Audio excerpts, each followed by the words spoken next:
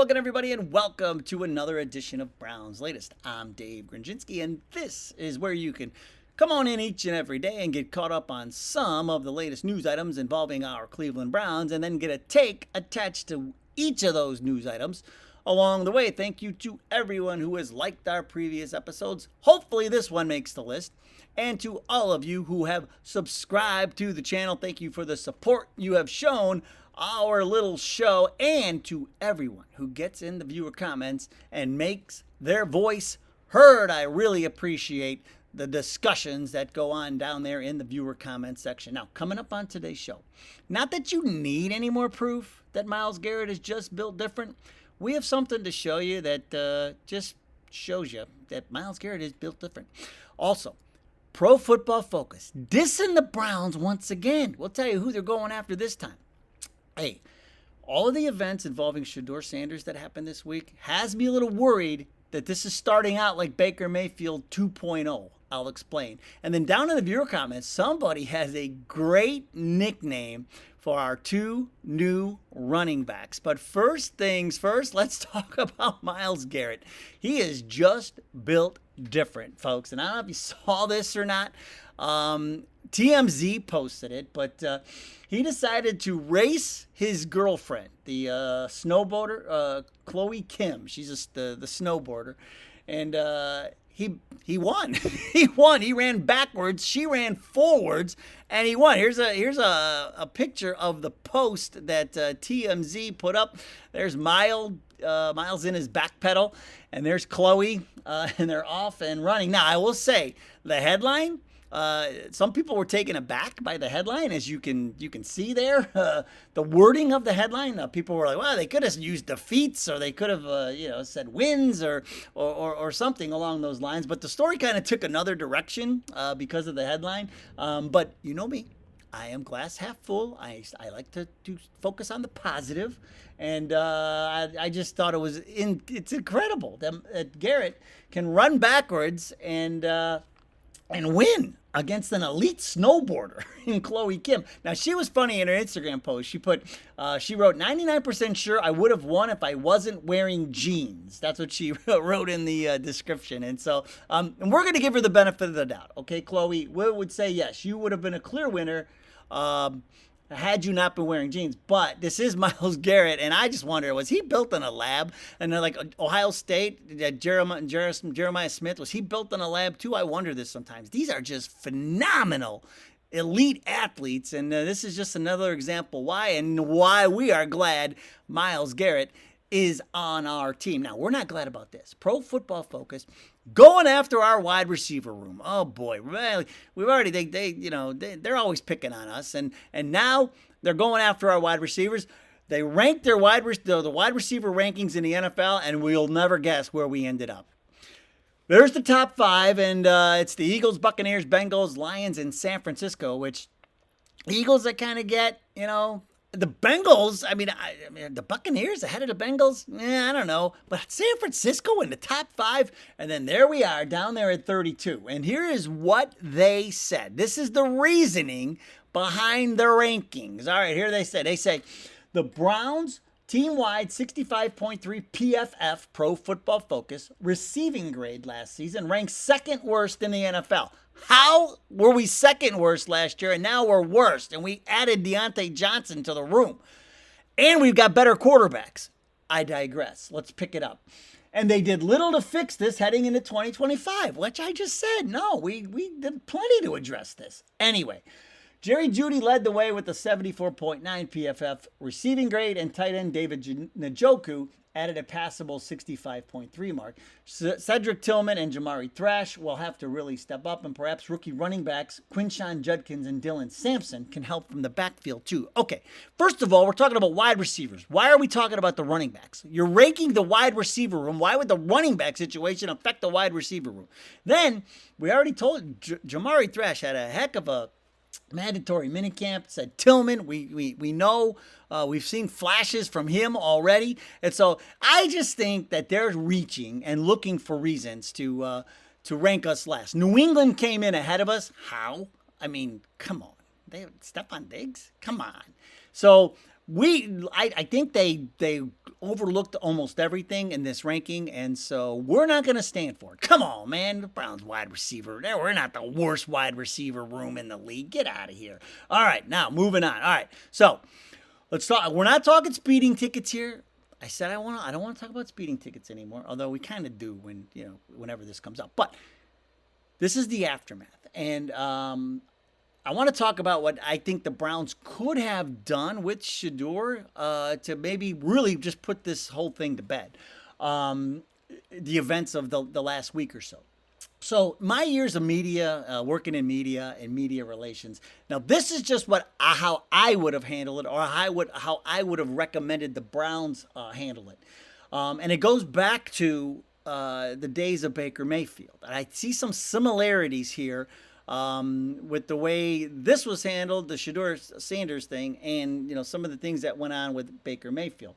So what I would have done with Shedeur, he had the softball game the other night, the David Njoku softball game, which I watched. I found it on YouTube somehow, and I watched the whole game. It was entertaining. It was fun.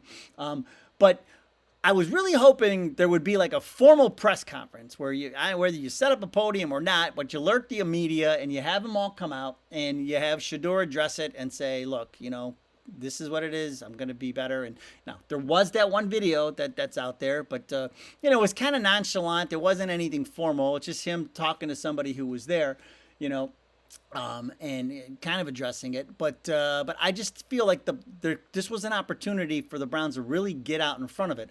And I always go back to this when I think about Alex Rodriguez, when he got caught, and he came out right away and said, yeah, here's the deal, here's what happened, and it goes away a lot faster. And ever since look, that's a good way to handle it. If you can handle it that way, just get out in front of it. And this is something like we're talking speeding tickets. You can get out in front of this, address it, and say I'm going to be better, whatever, and but do it in a formal press conference. And this is where I think was missing with Baker in the early days. The immaturity, same age. Baker was 23 when we drafted him, just like Shedeur. And now according to Jen, now this was back when the Browns traded him, Baker Mayfield. Lloyd said at the time, I have a lot of respect for Jason Lloyd from The Athletic. He said Mayfield was, quote, widely viewed as childish and immature, end quote. He says Mayfield's behavior annoyed teammates and divided the locker room, and he was also reportedly difficult to coach. Now, I'm not saying Shedeur is any of this. I'm not saying that. We're talking about Baker Mayfield. But what happened back in the day, in the early day, and everybody could see the immaturity. Everybody could see it. But nobody seemed to help. He needed life coaching. He definitely needed some life coaching, but the Browns never seemed to get involved. And, he'd go out and say things and do things, and then he got hurt and he keeps going out there every week and trying to play. And I'm like, why isn't somebody the adult in the room and sit him down and tell him, you are going to have surgery, you're going to get better, and you're going to come back and play and be a better quarterback next year. That never happened. And to me, this was a missed opportunity with the Shedeur Sanders situation, where somebody could have said, here's how we're going to do this, Shedeur. We're going to do it this way. You're going to go to the softball game, so we're going to address it at the softball game. But it didn't happen. Again, this is just my opinion and just, what I've learned from media relations experts that I know, and I met and I got to work with throughout the years. This is what I would have done. And I think that, because the longer it stays out there, the first time whether it's training camp or somewhere and there are cameras and he's in front of them and microphones, they're going to ask him about it. And so, I don't know. To me, it would be just a fast, easy way to put it behind you. Had a formal press conference the other night and be done with it, but it didn't happen. I just hope that this doesn't, go the same way we went with Baker, because look at Baker now. He's matured, and he's a viable quarterback in the NFL. And so, and Shedeur will be too, but it's just look, again, just my opinion. And they missed an opportunity, in my opinion. Now, we never miss an opportunity in the viewer comments, because the viewer comments are on a hot streak, a tremendous hot streak. And we're going to start with this. This is Mitch Rapp 82, and I thought this was interesting because he said the first thing that he thought of when he heard about Shedeur Sanders getting a speeding ticket at over 100 miles an hour is what the Steelers and the Steelers fans went through when Ben Roethlisberger crashed his motorcycle. Remember that back in the day? And he said, not to mention the continued defamation of his character by haters and losers. And so the guy just got me to now. Here's the thing. The Roethlisberger thing and the Shador thing are two completely different situations. Let me start there. Roethlisberger, he wasn't speeding. He was going the speed limit. And ironically, it happened, really, it was the same thing. It was in early June. I think it was like June 11th or 12th when it happened. But the other driver involved was cited for failing to yield to oncoming traffic. But here's the thing. Roethlisberger was cited for not having a motorcycle permit and not wearing a helmet.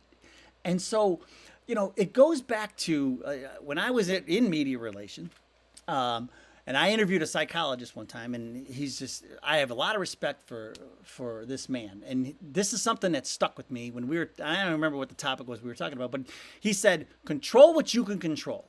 And I try and ingrain this into my kids, the kids I coached. I would, control what you can control.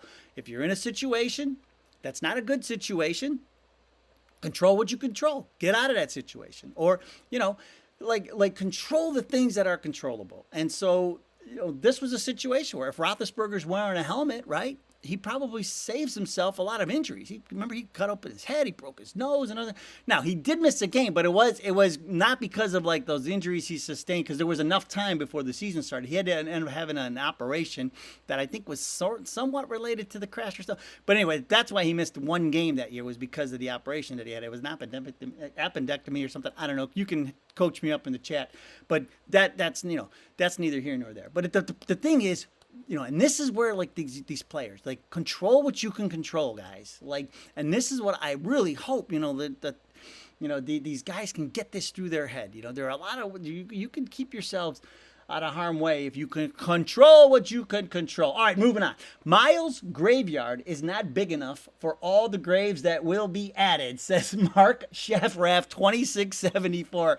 And you know what? We just showed you. I mean, he can win a race running backwards. I mean, against an elite snowboarder. That just tells you, man, how this guy is something special. And we know he's adding Aaron Rodgers to the graveyard this year. And if you don't know, every year at Halloween, Myles Garrett puts out the graveyard of all the quarterbacks that he has sacked in the NFL in his career, and he's already said he's adding Aaron Rodgers this year. But yeah, it may not be big enough, especially with all the help he's got on the defensive line. And Matt Coffey, FX4TK, backs it up. He says our D-line is very solid and will be strong this year. Yeah, Myles has some help on that defensive line now this year. With Mason Graham and Alex Wright, and we talked about, Isaiah McGuire and Malik Collins. Like, there's so much more talent on that line and depth. We had mentioned Michael Hall. I mean, and so this defensive line is raring to go, and Myles Garrett should benefit. Okay, and then we're gonna end it on this. Jim Clark, Q3D. He says, "Let's call our new running backs Quake and Shake." I thought that was great. I mean, we're probably going to need some running nicknames for these two, because I think both of them have a great chance of being 1,000-yard rushers. Each of them can be a 1,000-yard rusher this year. And I think one of them, maybe they could be co-rookies of the year or offensive rookies of the year. I mean, with the offensive line stays healthy and they run the ball like I think they're going to run the ball, without a doubt. I think Quake and Shake. It's like, it reminds me of a Talladega Night. Shake and bake. Well, we got Quake and Shake. The Magic Man. I think that these two, and Quake and Shake could really, they can really make a name for themselves this year in their rookie years, if the Browns run that offense like I think they're going to run it. Okay, that's going to do it for today's show. Thank you so much for joining us. Go Browns. We'll see you next time.